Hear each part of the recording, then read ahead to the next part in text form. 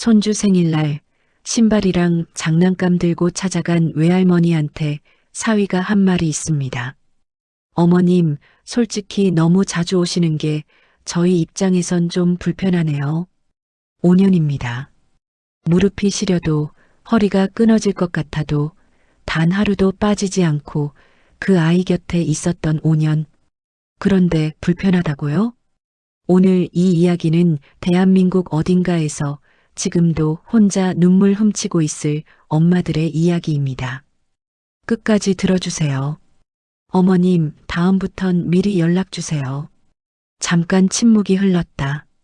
솔직히 아이도 혼란스러워하고 어머님이 너무 자주 오시는 게 저희 입장에선 좀 불편하네요. 신발 상자를 든 손이 떨렸다. 그 안엔 손주가 좋아할 것 같아서 며칠을 고민하고 골랐던 운동화 한 켤레가 있었다. 옆에는 작은 장난감 하나. 생일 선물이라고 종이백에 넣어서 리본까지 묶어왔던 것들이었다. 문은 열려 있었다. 그러나 안으로 들어가지 못했다.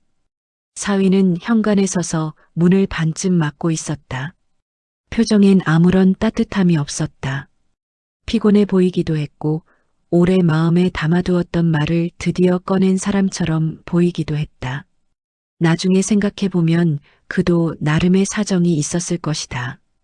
좁은 집에서 자주 찾아오는 장모가 부담스러웠을 수도 있었다.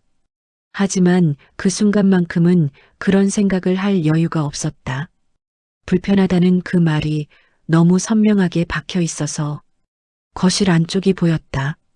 딸이 소파에 앉아 있었다. 텔레비전을 보는 척했지만 몸이 굳어 있었다. 엄마가 왔다는 걸 알면서도 고개를 돌리지 않았다.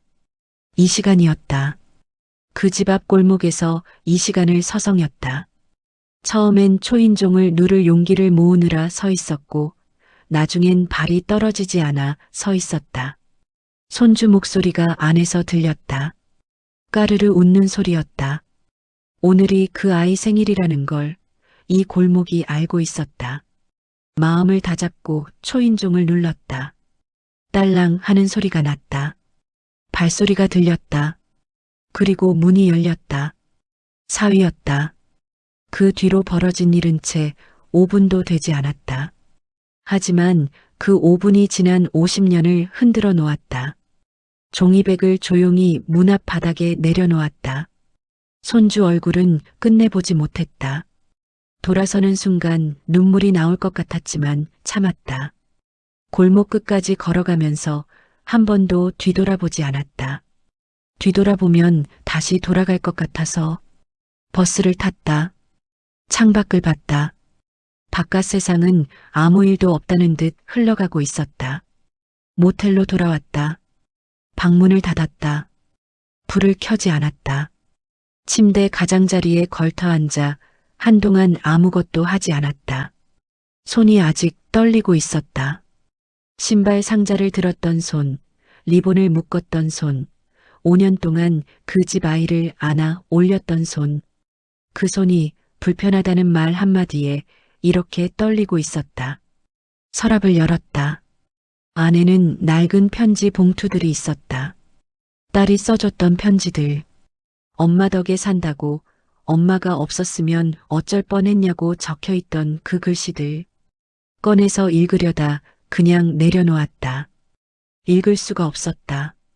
딸이 처음 전화를 해왔을 때 목소리가 잠겨 있었다. 출산 후 석 달 만에 직장에 복직한 딸은 밤마다 아이를 안고 울었다고 했다. 남편은 야근이 많았고 어린이집은 대기번호가 한참 남아 있었다. 이유식을 만들다가 지쳐서 그냥 쓰러져 잔 날도 있었다고 했다. 전화기 너머로 코를 훌쩍이는 소리가 들렸다. 엄마, 나 너무 힘들어. 그 말이면 충분했다. 다음 날 짐을 쌌다. 큰 가방 하나와 작은 가방 하나. 여기에 들어가는 것들이 당분간의 삶이었다. 반지하 집 월세는 그대로 두고 나왔다. 언제 돌아올지 모르니까. 딸네 근처에 모텔을 잡았다. 방은 좁았지만 창이 하나 있었고 창 너머로 딸네 아파트 동이 보였다. 다음 날 아침 딸네 집 문을 열고 들어갔다. 손주는 아직 잠들어 있었다. 딸은 출근 준비를 하면서 부엌에 서 있었다. 눈밑이 새까맣게 꺼져 있었다. 그 얼굴을 보는 순간 잘 왔다는 생각이 들었다. 이건 내가 할 수 있는 일이었다. 몸이 좀 불편해도 거리가 좀 멀어도 내가 해줄 수 있는 일이었다. 딸이 집을 나서고 나면 손주와 단둘이 남았다. 아이가 눈을 뜨고 울음을 터뜨릴 때 안아서 달래면 금방 그쳤다. 작고 따뜻한 몸이 어깨에 기대오는 느낌. 그게 좋았다. 그게 너무 좋아서 무릎이 쑤시는 것도 잊었다. 딱 몇 달만이라고 했다. 하지만 몇 달이 지나도 연락이 없었다. 어린이집 대기번호는 아직 멀었다고 했다. 조금만 더, 조금만 더. 그 말이 반복됐다. 그러다 어린이집에 들어가게 됐는데 이번엔 퇴근하고 아이 데려오는 게 힘들다고 했다. 저녁밥 차리는 것도 엄두가 안 난다고 했다. 알겠다 했다. 어린이집 픽업을 맡았다. 저녁도 차렸다. 사위 퇴근 시간에 맞춰 밥상을 냈다. 그렇게 한 해가 지났다. 또 한 해가 지났다. 어느 순간부터 딱 몇 달만이라는 말이 사라졌다. 아무도 그 말을 다시 꺼내지 않았다. 당연한 일상이 됐다. 할머니가 매일 오는 것이, 할머니가 밥을 차리는 것이, 할머니가 아이를 재우는 것이 그 집에서 당연한 풍경이 됐다. 그리고 그 사실을 가장 오래 모르고 있었던 사람은 바로 나였다. 손주가 처음 할머니라고 부른 날을 기억한다. 옹알이가 말이 되던 그 순간 아이가 나를 바라보며 입술을 달싹였다. 아마마. 또렷하진 않았지만 분명히 나를 향한 소리였다. 그 자리에서 눈물이 쏟아졌다. 아이는 왜 우냐는 듯 눈을 동그랗게 뜨고 나를 쳐다봤고 나는 웃으면서 울었다. 그 시절엔 모든 것이 견딜만했다. 새벽에 한두 번씩 깨는 아이를 달래다 보면 눈이 뻑뻑해졌지만 밤사이 아이 체온이 올라갈 때 이마를 짚어주는 게 나였다는 사실이 위안이 됐다. 아침에 죽을 끓이고 식히고 한 숟가락씩 먹이고 흘린 것을 닦아내는 그 반복이 지겨울 것 같았는데 전혀 그렇지 않았다. 손주가 입을 벌리고 앉아있는 모습만 봐도 웃음이 났다. 딸도 그때는 자주 편지를 썼다. 메모지에 볼펜으로 삐뚤빼뚤 쓴 글씨였지만 내용은 늘 진심이 담겨 있었다. 엄마가 없었으면 어쩔 뻔했냐고. 우리 엄마가 세상에서 제일 고맙다고. 서툰 문장이었지만 그 서투름이 오히려 더 마음에 닿았다. 편지 뒷면엔 종종 5만 원짜리 지폐가 접혀 있었다. 적은 돈이었지만 받을 때마다 마음이 먹먹했다. 이 편지들을 모아서 서랍 안에 넣어뒀다. 나중에 나이 들면 꺼내서 보리라. 내가 이렇게 살았다는 증거로. 계절이 바뀌면서 몸이 점점 말을 듣지 않았다. 무릎이 시큰거렸다.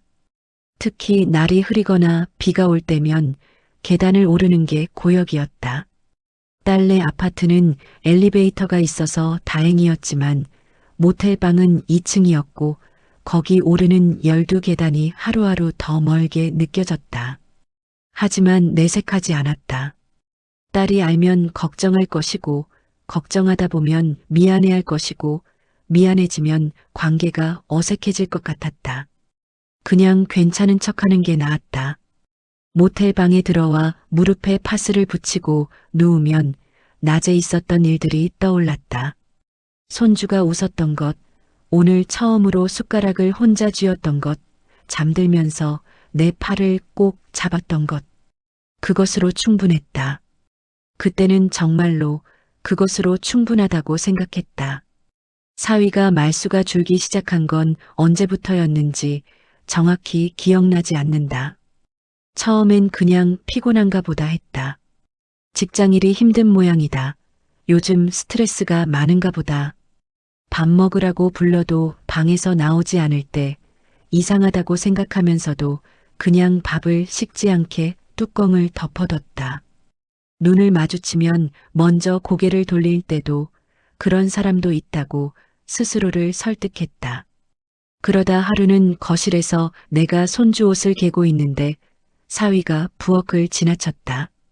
눈이 마주쳤다. 찰나였다. 그 눈빛 안에서 뭔가를 봤다. 불편함이었다. 반가움도 감사함도 무관심도 아닌 분명한 불편함이었다. 그도 그럴 것이 자기 집에 매일 장모가 와 있는 상황이 편할 리 없었을 것이다. 그걸 알면서도 그 눈빛은 마음에 걸렸다. 그날 밤 유독 잠이 오지 않았다. 내가 뭔가 잘못했나? 너무 자주 오는 건가? 아니, 여기 오는 게 내일인데. 내가 오지 않으면 누가 아이를 돌보나. 딸이 또 힘들어질 텐데. 머릿속에서 생각이 빙빙 돌았다. 딸한테 물어봤다. 사위 요즘 왜 그래? 나한테 뭔가 불만 있어? 딸은 잠깐 멈칫하더니 말했다. 아, 피곤해서 그래. 엄마가 신경 쓸 거 없어. 그 대답이 내 불안을 잠재웠어야 했는데 오히려 더 걸렸다. 멈칫했던 그 찰나가 그 뒤로도 일상은 이어졌다. 아침에 왔다가 저녁에 모텔로 돌아가는 생활. 손주는 여전히 나를 좋아했고 딸은 여전히 고맙다고 했다. 하지만 무언가 조금씩 달라지고 있다는 느낌은 지울 수 없었다. 집안의 공기가 미세하게 달랐다. 말로는 설명하기 어렵지만 오래 살아온 사람은 안다. 따뜻했던 공간이 식어가는 온도를, 그 온도 변화를 느끼면서도 모른 척했다. 알면 무서우니까. 알면 내가 없어야 하는 상황이 올 수도 있으니까. 그냥 더 잘하자. 더 조용히 있자. 더 눈치 보자. 그렇게 버티면 괜찮아질 거라고 믿었다. 지금 생각하면 그때 이미 알고 있었다. 다만 인정하기 싫었던 것뿐이었다. 딸이 그 말을 꺼낸 건 어느 화요일 저녁이었다.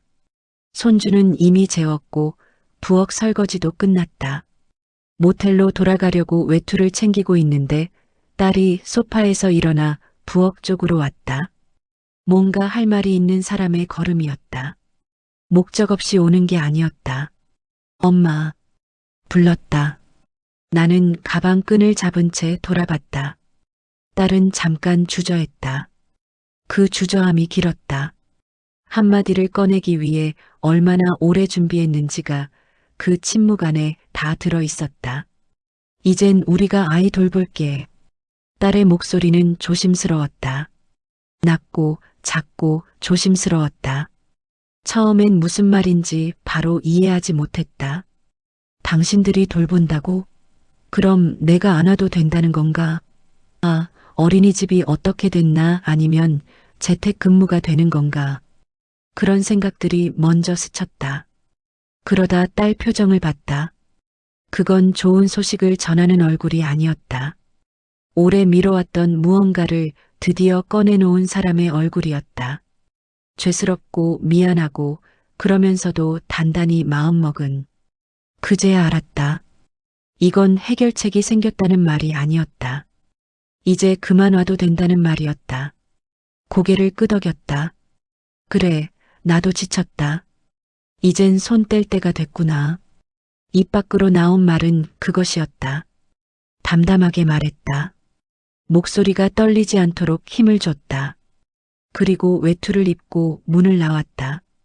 계단을 내려오는데 다리가 후들거렸다. 바깥 공기가 찼다. 코끝이 시려왔다. 골목을 걸으면서 울지 않으려고 입을 꽉 다물었다. 모텔 방 앞에 도착해서 카드키를 꽂을 때 손이 잘 안 됐다. 문이 열리고 안으로 들어가서 그제야 가방을 바닥에 내려놓았다. 조용히 소리 없이 그 자리에 주저앉았다. 5년이었다. 처음 짐 싸던 날부터 지금까지 딱 5년이었다. 반지하 집 월세를 꼬박꼬박 내면서 모텔방에서 자면서 무릎에 파스를 붙이면서 편지 한 장에 위로받으면서 그 5년이 오늘 딸의 그 짧은 한마디로 마무리됐다. 그래도 괜찮다고 생각하려 했다. 수고했다고, 잘 해냈다고, 이제 쉬어도 된다고 스스로를 다독이려 했다. 하지만 그날 밤은 그게 되질 않았다. 모텔방으로 돌아온 그날 밤 잠을 이루지 못했다. 딸이 꺼낸 말이 머릿속에서 계속 맴돌았다. 이젠 우리가 아이 돌볼게. 그 말이 틀린 건 아니었다. 아이 부모가 아이를 돌보는 건 당연한 일이었다. 그런데 왜 이렇게 마음이 뒤숭숭한지, 섭섭한 건지, 억울한 건지, 아니면 그냥 허전한 건지, 감정에 이름을 붙이려 해도 잘 되지 않았다. 다음 날부터 발걸음을 줄였다. 일주일에 한두 번. 그것도 연락이 왔을 때만 갔다. 연락 없으면 가지 않았다. 모텔방에서 혼자 창밖을 보다가 하루가 지나는 날도 생겼다. 예전엔 아침이 되면 자동으로 몸이 딸네 집 방향으로 향했는데 이제는 그 습관을 의지로 눌러야 했다. 가끔 손주가 보고 싶어서 참기 어려운 날이 있었다. 그럴 때면 핸드폰에 저장해둔 손주 사진을 꺼내봤다. 무릎에서 잠든 사진, 이유식 먹다가 볼에 잔뜩 묻힌 사진, 처음으로 혼자 걸었을 때 두 팔을 벌리고 달려오던 사진. 사진 속 아이는 웃고 있었다. 나도 모르게 화면을 손가락으로 쓸었다. 그러던 어느 날 딸한테서 메시지가 왔다. 엄마, 우리 며칠짜리 비울 것 같아. 고양이 밥이랑 화장실 좀 봐줄 수 있어? 어디 가냐고 물었다. 답이 없었다. 한참 뒤에 짧게 왔다. 그냥 좀 다녀올게. 그냥. 그 단어 하나가 이상하게 마음에 걸렸다. 며칠을 자리 비운다는데 어디 가는지 말을 안 했다. 딸 부부가 어디를 가든 내가 알 필요는 없다는 건 알았다. 하지만 예전엔 달랐다. 예전엔 엄마 우리 제주도 가, 엄마 우리 일본 간다. 그런 말을 했다. 언제부터 이렇게 됐는지. 고양이 밥을 줬다. 이틀에 한 번씩 들러서 밥 주고 화장실 청소했다. 딸네 집안은 조용했다. 손주 장난감들이 거실 바닥에 흩어져 있었다. 아무도 없는 집안에서 고양이 밥그릇 소리만 났다. 그 소리가 유난히 컸다. 딸 부부가 돌아오고 나서 어디 다녀왔냐고 물었다. 딸은 잠깐 뜸을 들이더니 말했다. 오사카? 사위 생일이어서. 그 말을 듣는 순간 뭔가 이상하다는 걸 느꼈다. 사위 생일이면 알려줄 수도 있었다. 고양이 부탁하면서 어디 가는지 한마디도 안 한 건 말하기 싫었다는 뜻이었다. 나한테 굳이 알릴 필요가 없다고 생각했다는 뜻이었다. 더 이상 가족의 안쪽이 아닌 건가 하는 생각이 처음으로 들었다. 그리고 손주 생일이 됐다. 이번엔 꼭 가야겠다고 생각했다. 선물을 샀다. 며칠을 고민해서 고른 운동화 한 켤레와 손주가 좋아하는 캐릭터 장난감. 종이백에 넣고 리본을 묶었다. 미리 연락을 해야 하나 잠깐 고민했다. 하지만 손주 생일에 외할머니가 선물 들고 오는 게 뭐가 이상한가 싶었다. 예고 없이 찾아가도 되는 사이라고 생각했다. 아니, 그래야 하는 사이라고 생각했다. 골목에서부터 발이 무거웠다. 이유를 몰랐다. 그냥 걸음이 잘 안 떼졌다. 아파트 앞에 서서 위를 올려다봤다. 딸네 집 층에 불이 켜져 있었다. 안에서 손주 웃음소리가 들리는 것 같았다. 환청이었겠지만 그 소리가 들리는 것 같았다. 초인종을 눌렀다. 딸랑 소리가 났다. 발소리가 들렸다. 문이 열렸다. 사위였다. 표정이 굳어 있었다. 피곤해 보였다. 나중에 생각해보면 그도 나름의 사정이 있었을 것이다. 하지만 그 순간만큼은 그런 생각을 할 여유가 없었다. 그 말이 너무 선명하게 박혀 있어서 어머님, 다음부턴 미리 연락 주세요. 가슴이 내려앉았다. 하지만 그게 끝이 아니었다. 솔직히 아이도 혼란스러워하고 어머님이 너무 자주 오시는 게 저희 입장에선 좀 불편하네요. 숨이 턱 막혔다. 불편하다고. 내가 이 집이 불편하다고. 5년이었다. 무릎이 시려도 허리가 끊어질 것 같아도 모텔에서 혼자 파스 붙이고 자도 단 하루도 빠지지 않고 이 집을 위해 살았던 5년이었다. 그런데 불편하다고. 거실 안쪽에 딸이 앉아 있었다. 눈을 마주치지 않았다. 종이백을 조용히 문 앞 바닥에 내려놓았다. 손주 얼굴은 끝내보지 못했다. 등을 돌렸다. 한 걸음, 두 걸음. 걸음이 어색했다. 다리가 내 것이 아닌 것 같았다. 엘리베이터 버튼을 눌렀다. 문이 닫혔다. 그 안에서 처음으로 숨이 터져 나왔다. 모텔방 문을 닫고 불을 켜지 않았다. 신발도 벗지 않고 그대로 침대 가장자리에 앉았다. 바깥에서 차 소리가 들렸다. 옆방에서 텔레비전 소리가 새어 들어왔다. 세상은 아무 일도 없다는 듯 흘러가고 있었다. 한참을 그렇게 있었다. 얼마나 지났는지 모른다. 핸드폰 화면이 켜졌다 꺼졌다 했다. 딸한테서 연락은 오지 않았다. 사위한테서도 당연히 없었다. 초인종 소리, 굳은 표정, 불편하다는 그 말이 계속 재생됐다. 머릿속에서 지우려 해도 지워지지 않았다. 손주 얼굴을 못 봤다. 생일인데, 신발이랑 장난감 들고 갔는데, 얼굴 한 번 못 보고 그냥 왔다. 아이는 할머니가 왔다 간 줄도 모를 것이었다. 아니, 어쩌면 사위 말대로 혼란스러워하고 있을지도 모른다. 내가 자주 와서 아이에게 좋지 않은 영향을 준다고 했으니까. 그 생각이 들자 눈물이 쏟아졌다. 소리도 없이 흘렀다. 훌쩍이지도 않았다. 그냥 눈에서 물이 흘러내렸다. 뺨을 타고 턱을 타고 목으로 흘러내렸다. 닦지 않았다. 잠시 그냥 두었다. 한참을 울다가 서랍을 열었다. 딸이 써줬던 편지들이 거기 있었다. 처음 봤던 날부터 모아온 것들. 메모지에 볼펜으로 쓴 것도 있었고 작은 카드에 예쁘게 쓴 것도 있었다. 가장 오래된 것은 종이가 누렇게 발에 있었다. 하나를 꺼냈다. 엄마 덕에 산다. 진짜로. 엄마 없었으면 나 이미 쓰러졌을 거야. 고마워. 사랑해. 이 편지를 받던 날이 떠올랐다.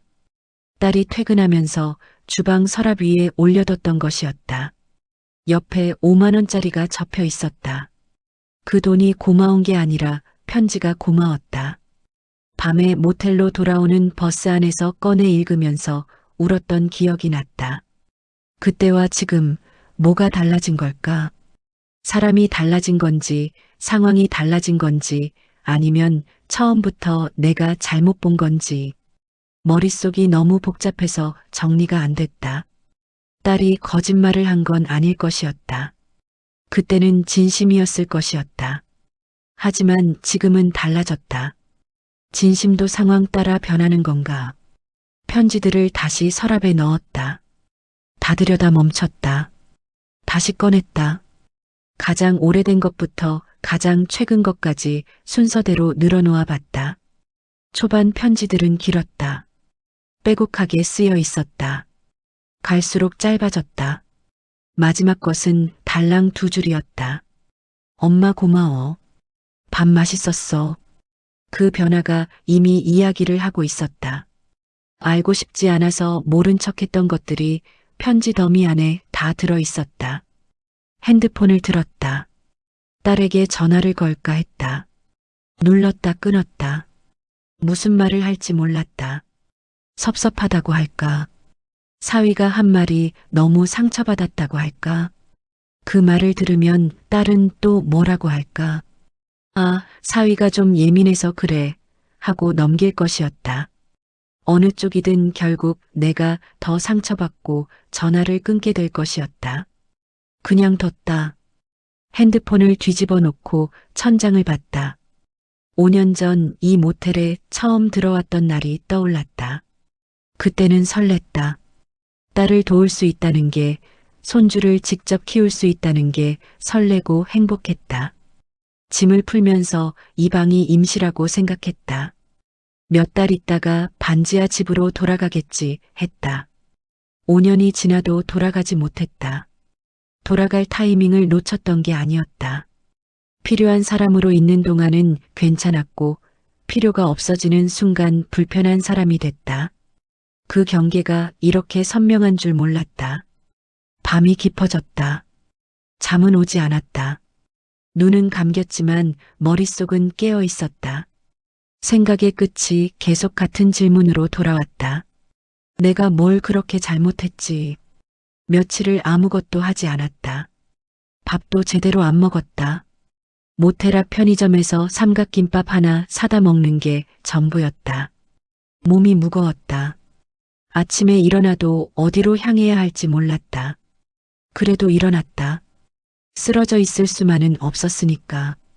울 만큼 울었으면 다시 일어서야 한다는 걸 살아오면서 몸이 먼저 알고 있었다. 전화기를 자주 봤다. 딸한테서 연락이 올 것 같아서. 엄마, 사위가 그날 좀 심했어. 미안해. 그 말 한마디가 오면 다 괜찮아질 것 같았다. 하지만 연락은 오지 않았다. 사흘이 지나고 닷새가 지났다. 일주일이 됐다. 그러다 딸한테서 메시지가 왔다. 엄마, 사위가 좀 예민했어. 나쁜 뜻은 아니었어. 엄마가 너무 서운해할까봐. 화면을 보면서 한참 있었다. 사위가 예민했다. 나쁜 뜻은 아니었다. 그 말이 사과인지 해명인지 알 수 없었다. 엄마가 얼마나 상처받았는지에 대한 말은 없었다. 그냥 사위 편에서 설명을 해준 것이었다.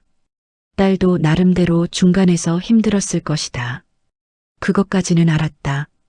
그래도 마음 한켠이 허전한 건 어쩔 수 없었다. 천천히 답장을 썼다. 그래, 알아. 걱정 마. 3글자, 5글자. 짧게 보냈다. 그리고 핸드폰을 내려놓았다. 이상하게 눈물이 나지 않았다. 오히려 어떤 것이 정리되는 기분이었다. 기다렸던 말이 오지 않았는데 그 말이 오지 않아도 무너지지 않았다는 사실이 조금 낯설었다. 아, 나 이제 괜찮아지는구나. 그런 생각이 들었다. 다음 날 아침 눈을 떴다. 반지하 집 생각이 났다. 5년 동안 월세만 내고 거의 가지 않았던 집. 습기가 차면 벽지가 뜬다는 그 집. 그래도 내 집이었다. 모텔방 천장을 올려다보다가 처음으로 이 방이 지겹다는 생각이 들었다. 여기서 나가야겠다. 모텔을 뺐다. 짐을 쌌다. 가방 2개에 5년의 생활이 들어갔다. 반지하 집 문을 열었을 때 퀴퀴한 냄새가 났다. 오래 비워둔 냄새였다. 창문을 열었다. 바람이 들어왔다. 벽지는 역시 군데군데 들떠 있었다. 좁고 낡고 볕도 잘 안 드는 집이었다. 그런데 이상하게 숨이 편했다. 아무도 눈치 볼 필요 없었다. 밥을 차리지 않아도 됐다. 퇴근 시간에 맞춰 움직이지 않아도 됐다. 내 페이스대로 앉고 내 페이스대로 누워도 됐다. 그게 이렇게 편한 건지 5년 만에 처음 알았다. 청소를 했다. 밀린 먼지를 닦아냈다. 몇 시간이 걸렸다. 무릎이 아팠지만 이번엔 내 집을 위해 아픈 거였다. 그 차이가 달랐다. 다음 날 복지관에 갔다. 몇 년 전에 잠깐 다니다가 딸한테 불려가면서 끊어진 체조 수업이었다. 선생님은 기억했다. 어머니 오랜만이에요 하면서 반겼다. 옆자리에 앉은 분이 어디 사냐고 물었다. 근처 산다고 했다. 수업이 끝나고 같이 걸어 나오면서 이런저런 이야기를 했다. 오래된 친구처럼 편했다. 집으로 돌아오는 길에 오래된 친구한테 문자를 보냈다. 밥 한번 먹자. 오랜만에. 답장이 금방 왔다. 나도 연락하려던 참이었어. 언제 시간 돼? 그 메시지를 읽으면서 웃음이 났다. 작고 소리 없는 웃음이었지만 오랫동안 잊고 있던 감각이었다. 누군가를 위해서가 아니라 그냥 좋아서 나오는 웃음. 손주는 여전히 보고 싶었다. 그 마음은 사라지지 않았고 앞으로도 사라지지 않을 것이었다. 딸이 가끔 연락을 하면 받았고 손주 영상을 보내오면 오래 들여다봤다. 하지만 더 이상 기다리지 않기로 했다. 연락을 기다리면서 하루를 소비하지 않기로 했다. 내가 먼저 내 하루를 살기로 했다. 이것이 딸을 포기한다는 뜻은 아니었다. 손주를 잊겠다는 뜻도 아니었다. 다만 내가 사라지면서까지 그 사랑을 증명할 필요는 없다는 걸 알게 됐다. 몸을 갈아 넣어야만 사랑받는 관계라면 그건 처음부터 공평하지 않은 것이었다. 나를 먼저 사랑해야 누군가를 진짜로 사랑할 수 있다는 것. 63이 되어서야 알았다. 늦은 것 같지만 그래도 안 것이 다행이었다. 반지하 집 창문으로 저녁 햇살이 들어왔다. 습기 찬 벽지 위로 빛이 떨어졌다. 낡은 집이었지만 그 빛만은 어디서든 오는 빛과 똑같이 따뜻했다. 오늘 저녁은 내가 먹고 싶은 걸 해먹기로 했다. 그것으로 충분했다. 오늘은 그것으로 정말 충분했다. 오늘 이야기 어떠셨나요? 대한민국 어디선가 지금도 자식을 위해 자신을 지워가며 살아가는 분들이 계십니다. 당신의 희생은 당연한 게 아닙니다. 당신의 시간은 소중합니다. 당신은 불편한 존재가 아닙니다. 오늘 이 영상이 단 한 분에게라도 닿기를 바랍니다. 좋아요와 구독 잊지 마세요.